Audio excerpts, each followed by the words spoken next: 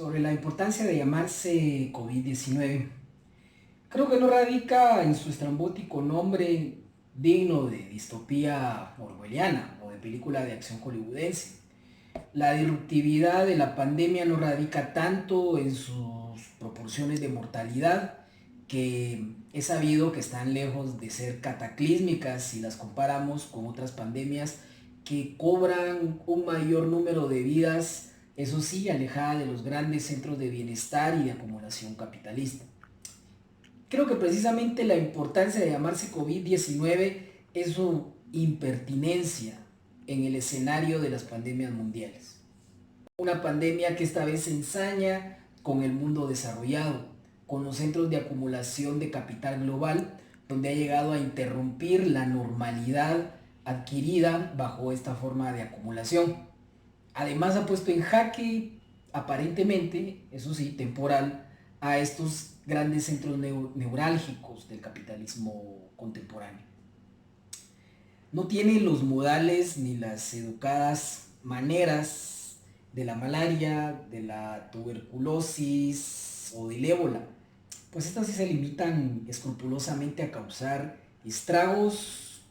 únicamente entre los que no importan en Wall Street,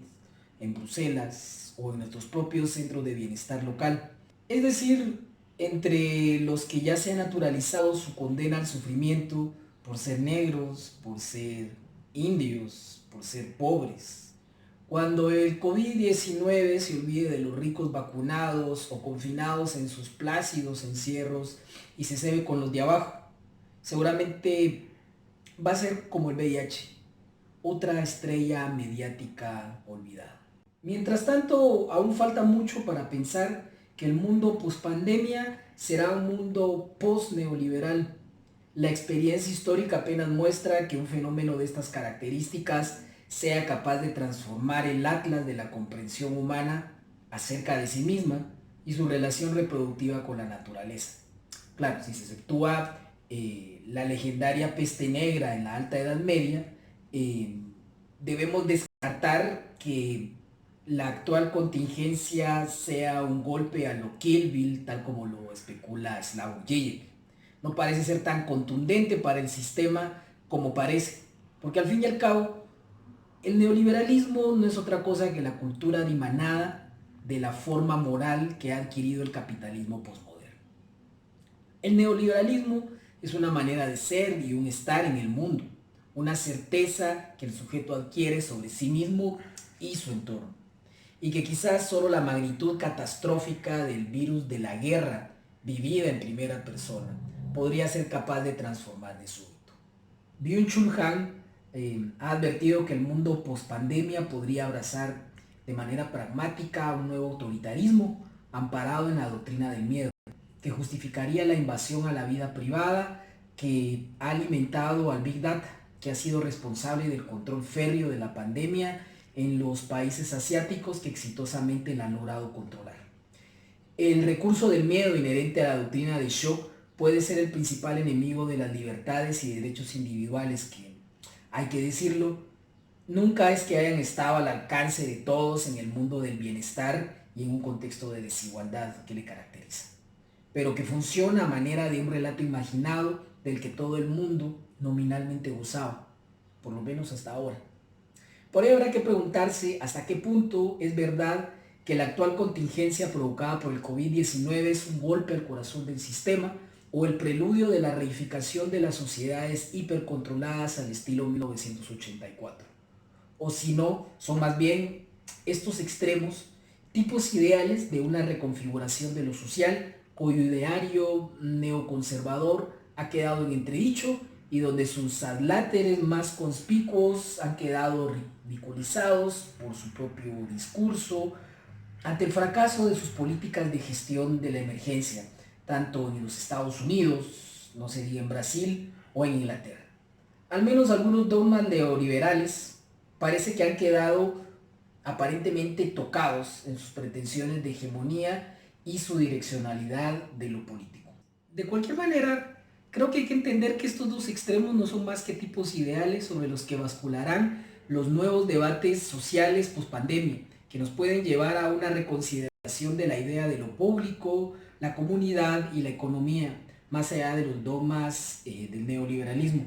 La pandemia del COVID-19, al trastocar nuestras interacciones más básicas, puede cambiar patrones de relacionamiento y estar imponiendo cambios en la materialidad del espacio social, cambiando patrones de relacionamiento o exacerbando algunos preexistentes, como las distancias sociales de clase y la desigualdad, desfigurando aún más el retrato imaginado acerca del otro y abriendo una brecha entre quienes sí pueden mantener las distancias sociales demandadas por la emergencia y los que no. Distancias que se van volviendo auténticas brechas materiales e ideológicas, a medida que van abriéndose paso en países como los de América Latina, marcados por la desigualdad, reconstruyendo ese correlato moralista de la sociedad neoliberal, escindida entre el pobre malo y díscolo, y de ahí pues su pobreza y ahora enfermedad, y el rico como el virtuoso que puede realizar medidas para contener la epidemia en su confinamiento asegurado en el bienestar. En conclusión, un nuevo relato moral sobre los buenos y malos, tan necesario para cualquier sistema ideológico con pretensión de hegemonía.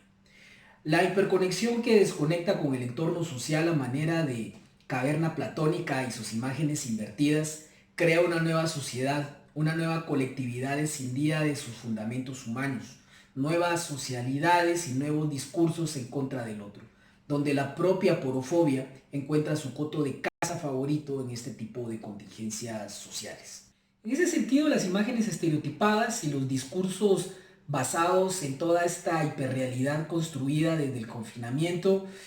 creo que está creando sociedades que de nuevo vuelven a la caverna platónica, atrapadas en las imágenes invertidas de esta caverna, ¿no? Los ídolos del foro de la hiperconexión digital mantienen la ilusión de una sociedad libre e informada, pero que en realidad está construida a partir de la imagen de sus propios miedos y fobias. Quizá por eso valga la pena advertir que las libertades civiles o la libertad subjetiva parecieran ser hasta cierto punto prescindibles a cambio de esta ilusión de seguridad. O quizás más adelante, quién sabe. Por el contrario, estas mismas restricciones al relacionamiento social básico, producto de la pandemia, hagan repensar las relaciones entre la esfera pública y la privada, y nuestras propias concepciones sobre los límites de la actuación de lo público o la esfera posible de acción de lo privado. Es evidente de por sí que las ciencias sociales tienen mucho que decir a este respecto, y pueden y deben dar respuesta para que esta crisis del COVID-19 no devenga crisis civilizatoria. Tenemos ya en América Latina estos brotes de conflictividad, ¿no?, previos de desigualdad acumulada que ante la pandemia del COVID-19 se exacerban, generando un nuevo conflicto, pero a su vez una nueva comprensión real de los sistemas de acumulación diferenciado dentro de nuestra propia región y que están determinando la manera como los sujetos, de acuerdo a su pertenencia de clase, son capaces de enfrentar un mal común, pero que se manifiesta de una manera significativa y diferenciada según pues estos estratos de clase. Es decir, finalmente el COVID-19 termina por interpelar nuestros modelos sociales, nuestros modelos de relacionamiento, y en ese sentido el futuro parece estar abierto al debate y a la discusión y probablemente incluso a la misma reorganización política, siempre en el marco de esta cultura del neoliberalismo que puede estar siendo estremecida, al menos en sus fundamentos comprensivos. Previendo estas transformaciones en la materialidad de la socialidad humana, las cuales suponen la emergencia de un tipo de conciencia post-pandemia, vale la pena preguntarse si los procesos de acumulación capitalista contemporánea serán capaces de reconstituirse aprovechando este estado de shock. Y entremos a una nueva fase de disciplinamiento social y a formas de cohesión fragmentarias articuladas en torno a un miedo común, el otro y el espacio público como lo que debe evitarse a toda costa, es decir, la derrota del encuentro con el otro.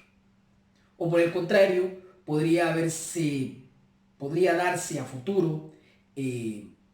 otro ciclo de movilización política y de reencuentro con lo social, gracias y a pesar del COVID-19. Las iniciativas en centros urbanos latinoamericanas como comedores populares u ollas comunitarias, de movimientos de auditoría ciudadana que interpelan la actuación del poder público frente al COVID-19, podría estar dándonos desde ya algunas primeras respuestas sobre cuál va a ser, valga la redundancia, la respuesta social desde lo popular a esta crisis social, ¿no? Recordemos entonces que también desde las características endógenas de América Latina hay todo un simiente contestatario, hay toda una serie de fuerzas, podríamos decir, paralizadas por el COVID-19, y no solo por el COVID-19, sino por toda la emergencia de la cultura neoliberal desde los años 80, pero que ante el apremio de la situación, ante esta constricción material del espacio, de la economía y en sí toda la materialidad reproductiva de la sociedad, puedan estar generando nuevas sinergias de cara pues a una interpelación a todo este modelo de acumulación y de organización de lo social que ha estado vigente en nuestra región en los últimos 30 años. Pensaría entonces yo apresuradamente que las ciencias sociales sí tienen mucho que decir con este respecto a estas transformaciones políticas y sociales que parecen ser inminentes, por lo que se debe investigar y aportar críticamente sobre los límites y alcances de la afectación inevitable